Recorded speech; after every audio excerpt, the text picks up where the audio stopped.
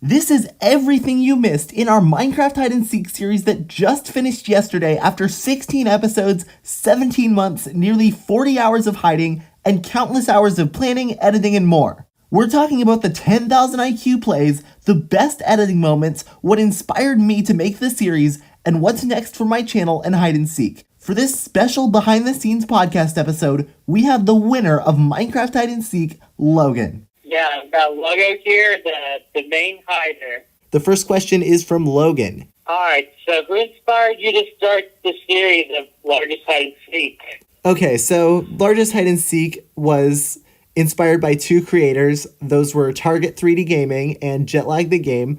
Target 3D Gaming posted the world's largest Minecraft Hide and Seeks on custom maps, and Jetlag the Game posted hide and seeks across entire countries, and so it was basically a combination of the two. And let's get started with the first episode of the Hide and Seek series that aired in June 2024. We're starting the series. Logan is the first hider, so what was your thought process when you were first hiding for the very first time? Like, I could basically go anywhere in the world, so I didn't really know where to go at first. So I just decided to hide in the corner. The corner as in around coordinates 0, -5,000. The end of the first hide and seek round, I realized where you were at around an hour 57, and I just headed straight towards you, and some people said that may have been faked. So was the series faked in any way?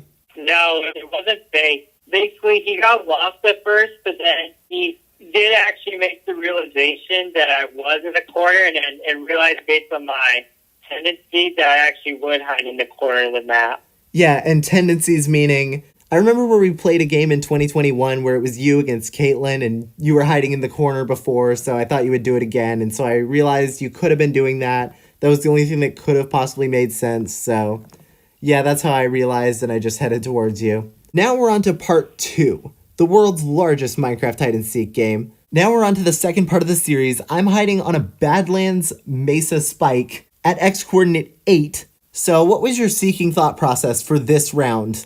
I thought that it'd be a good idea to use hints to go in the general direction that the hider could go, and I thought that was like toward the corner. Yeah, I really liked my Badlands hiding spot, and what I also really liked was the editing that happened during that game. I added some Western-themed music because of the Badlands, but what I'm most proud of that I don't think anyone realized is that at some point during the game, I added an intense song right before you found the ruined portal, but that song ended at 1 hour 31 minutes and 15 seconds into my hiding run, and as you'll learn later, Logan hid for exactly 1 hour 31 minutes and 14 seconds, so that song ended at the moment I won, but none of you knew that yet. Now we're on to Logan's hiding run, and he picked a dark forest for a hiding spot where it's really dense. So what was the experience like for you seeing that I walked right by you 5 or more times? I thought it was crazy that you were so close to me and kept missing. When I found you, I just saw a pixel of your skin through the leaves. And I was searching really, really carefully too, so I ended up finding you there. Do you think it should be illegal to hide in biomes that contain forests according to my Dark Forest run? Why or why not? I think so, because if you're allowed to hide in the dark forest, you probably will, because there's just so many hiding opportunities, and I want to see the rest of Minecraft. How do you think our gameplay improved from the first hide and seek to the second hide and seek? What do you think we learned from that? I think we learned that we had to be a little more careful with, if we were hiding near a border, we had to be a little more careful about how we were going to do that. We also had to be a little more strategic about our questions. The second hide and seek for me was really good because I actually ended up matching a photo that you sent in-game, which ended up causing me to win the game. With that second win in the world's largest Minecraft hide and seek, part 2, I'm up 2-0 in the series as we shift to the Nether. Let's talk about your brilliant hiding spot. What went into all the decision making? I knew that I had to do a risky spot because otherwise you were going to take a 3-0 lead, which would make it really hard for me to come back. I decided to try the idea of flying onto the nether roof. The nether roof means like below the nether ceiling, not above the nether ceiling, which is what I did in that round. That leads me to my next point. This is a first. The first episode in that set of 2 ends and I haven't even found you. Let's talk about the cliffhanger. It honestly made it intense though, because you had to get like a really good hiding time. Yeah, and I had an idea you might be somewhere high, but specifically I was thinking about you hiding in glowstone, because that's what I thought about doing. I was checking all the glowstone around, and then I eventually hear you say it's game over, and then I'm like, what is going on? And then I come up and find you in your hole. Record time, 2 hours, 24 minutes, 20 seconds. You win your first hide and seek game. How did it feel to win? It honestly felt great, and I felt proud of it. Now going on to your hiding run, do you think it was smart to hide at coordinates 00, X, and Z? No, not at all. When you figured out that I might be doing that, you just started narrowing down the area faster and faster and faster. Now that we transition to the Nether, what do you think is statistically the best spot based on our runs? I don't think it's very good to hide on a tree or a bastion or anything, but I think as long as you get a good spot on the Nether roof, that can be really difficult. If you get a good spot like in the lava, like right next to the lava, that can be really hard. Yeah, and we recorded a tiny hide and seek in the Nether where we tried out all of these spots, and some of them were quite annoying. Now let's talk about our fourth hide and seek where we expanded the map to 10,000 blocks out in any direction. So talk about your journey across the Nether on my round. That's a long distance to travel, and I hid way at the border. Yeah, I honestly was annoyed going through the Nether. I didn't really like doing the traveling. I think Nether trees are not as good of hiding spots as the Nether roof or being down near the lava. So how did you choose your hiding spot? How I chose my hiding spot was I toward the Nether roof again, except this time I decided to actually do it above lava. When I said I only had a 1 in 4 chance of you answering yes to being above the lava, there was only a 1 in 8 chance, but I thought you would be the kind of person to do that. So I asked that question and I actually got it. So I was able to win that round of hide and seek. I was hiding in the Nether better and worse than the Overworld in general without regard to specific hiding spot. I think hiding in the Nether is a little bit more difficult because it's harder to get around. So I take a 3-1 series lead. Now we move on to part 5. If I win this one, I win the entire series. But Logan had his own plans. He came up with a brilliant hiding spot. Wow, just wow. That was unexpected. Let's talk about your incredible spot. Yeah, so my spot, I decided to actually go below the end surface because it'd be hard for you to be able to navigate and access it. I made some silly decisions when I was asking a lot of questions. Like, I asked you to take a photo of the nearest chorus fruit you could see without realizing that the chorus fruit grow and that photo would be worthless. That was crazy. But you ended up with a time of 2 hours, 44 minutes, and 51 seconds, which broke my record from the previous round. That set a high bar for me on my hiding run, but I thought I had a really good idea to potentially break it. I chose to hide on an end city, but Logan did eventually figure it out with 5 minutes to spare. And you won that round of hide and seek, making it 3-2. And if I didn't, then the series would have been over and you would have won right then and there. Yeah, it was 5 minutes away from winning right then and there. Now that we have changed to the end dimension, is it truly better to hide below the surface or above it like on an end city? I think after what I did, I think it's better to hide under the surface because there's just more possibilities. Yeah, so how much easier did you think it was to find people in the end versus the Nether or the Overworld? I think finding you in the end was a little harder because I had no idea what you could be doing, and it turns out you were just hiding in an end cave above the void. Now that we know the kinds of spots that are in the end, there's not really that many of them. So I think it is easier now that we know what the kind of spots are. So the score in the series is 3 games for me and 2 games for Logan. We're playing one final game of hide and seek. If I win, the series is over, I win 4-2, and if Logan wins, the series is tied 3-3. I'm hiding in a cave above the void. I'm thinking that's the best strategy, but I did not think you could fly across the void with an elytra. Yeah, it was very interesting. So I'm wondering, is this type of hiding spot the best when it comes to the end dimension? Why or why not? I just don't think there's any other better options for hiding spots in the end. But you did a good job finding me in that hole. I ended up with a time of 2 hours, 3 minutes, and 30 seconds. Good job. And then it's your hiding run. If I find you in less than 2 hours and 3 minutes, then the series is over and I win. But you made it challenging for me. You took a risky move, hiding at Z coordinate 0. What was that like? Honestly, I decided to try because I remember that one time he hit on the Nether roof, but what I did to change the strategy was instead of hiding at 0-0, I chose for one of my coordinates that to be really far out, so it wouldn't be super obvious to know I was hiding at 0, on the main end island, but still, like, I tricked you pretty well with that. Were you feeling a little nervous at all? Yeah, I was feeling nervous that you could have caught on to what I was doing and the series wouldn't have been over. Yeah, but you did end up winning that game. You won the game, tied the series at 3 games apiece, and we decided to make a tiebreaker with all the dimensions included. You earned a spot in the tiebreaker. Yeah. Which one was your favorite and why from the largest hide and seek series? Oh, I don't know. That's a really good question. It's probably going to be the second Overworld one we did or the first End one we did because those were both really competitive. But let me ask you the same question. If you were to pick a favorite hide and seek from the main series, which one would you pick and why? I honestly would pick the last Ender hide and seek because I honestly thought it made the series very interesting. When I won, that we made it to a 3-3 tie. Now that the series was tied 3-3, we went on to a tiebreaker hide and seek where we each had 2 hiding rounds, the first of which we could go out as far as 250,000 blocks out, and the final round we could go out to 1,000,000 blocks.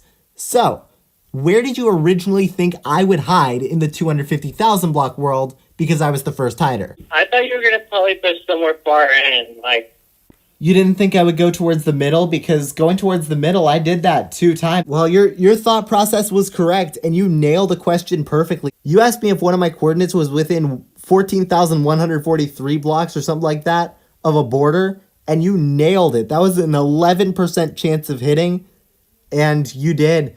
You really nailed that question. What was your thoughts? Honestly, was amazed that I was able to do that, and then I just started heading straight towards that direction. You found me 2 hours, 22 minutes, which for that game we rounded to the nearest 5 minutes to make it easier for the viewers for the second round.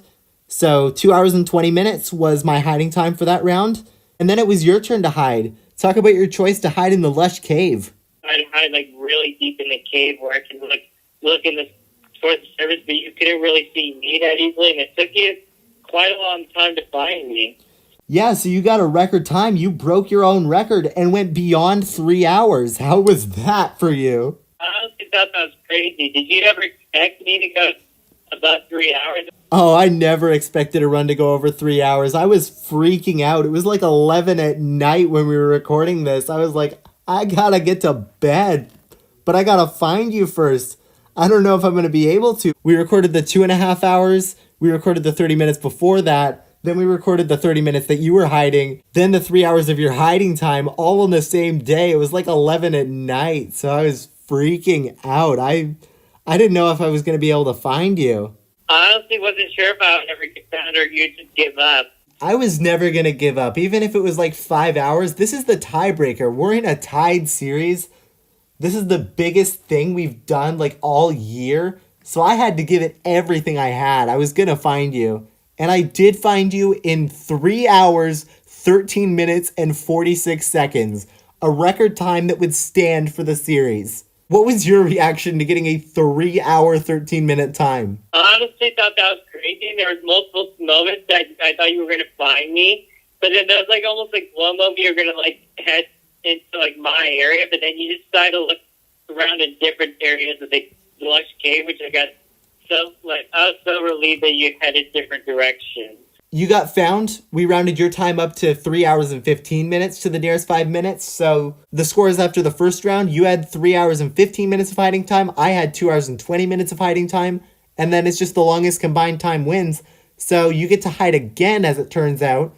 That's just how we did it. And you picked a hiding spot in the Nether when you had the choice of all dimensions. Talk about that. Well, I wanted to hide in the Nether because I knew you would have you usually complain about the Nether and say it's really difficult.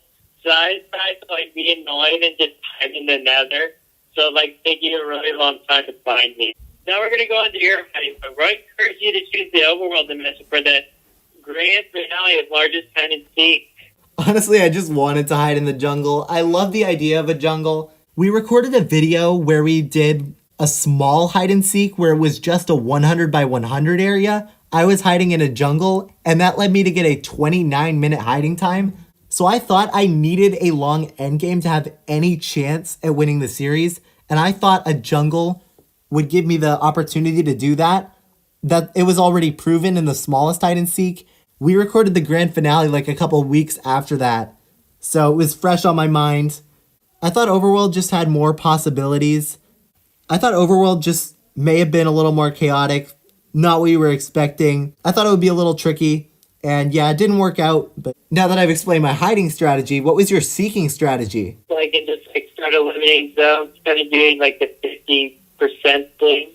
Yeah, so he's talking about eliminating 50% of the area with each question, but he had an absolutely brilliant question that eliminated way more than 50%. He asked me to take a photo from the middle of my 100,000 by 100,000 block area, and that eliminated like 90% of the area. So talk about that question. So basically, I wanted to ask that question because he would have to take a screenshot in the middle of the zone, and then I actually was allowed teleports in like within like a 50,000 area. So I mean, I could just kind of like look in the middle of the zone to see like if it matched, and then I could just get closer to his hiding spot. Yeah, so he could teleport to any multiple of 50,000, so he could just check the middle of every zone and see if it matched the photo, and one of them did, and so he narrowed down my zone really quickly. But you found me almost immediately. How did you find me? So basically, what I do in my life turns, I decided to use a trick where, because of my render distance, and I was kind of like I decided to leave the zone, and then when I would like check back, I actually would see you hiding. Like, I could see the player, and the tree would be deloaded, so I would just head straight toward you and tag you. Yeah, so he was using a chunk loading strategy with his elytra to fly into chunks fast and load in me before the trees loaded in, so it became really easy for him to see me. So Logan is the winner of the world's largest Minecraft hide and seek series. Congratulations. Yeah, thank you. You earned a combined hiding time of 6 hours and 8 minutes, and I had a combined hiding time of 4 hours and 33 minutes. That was a dominating performance. Let's talk about what's next for hide and seek. What special video did we record recently? So we recorded actually the smallest hide and seek, like in the Nether. We played a smallest hide and seek in the Nether, where if we could hide in a 100 by 100 area for 10 minutes, we scored a point. If we couldn't, we didn't score a point. And whoever had the most points won. Yeah, so would you ever try this series again with viewers, or is it too overwhelming to think about all the questions that could be asked? How would you change it to be better? What would be the most important rules or restrictions to consider after reflecting on a hiding spot? Yeah, so I would absolutely try this series again with viewers. If you want to play a game like this with me, let me know in the comments. I would love to play. I think it would be awesome to play this series with viewers. Thank you for joining us along for the ride of the world's largest hide and seek series and for this podcast. I would like to thank you, Logan, for being here with me to discuss the series. And I would like to thank you for watching.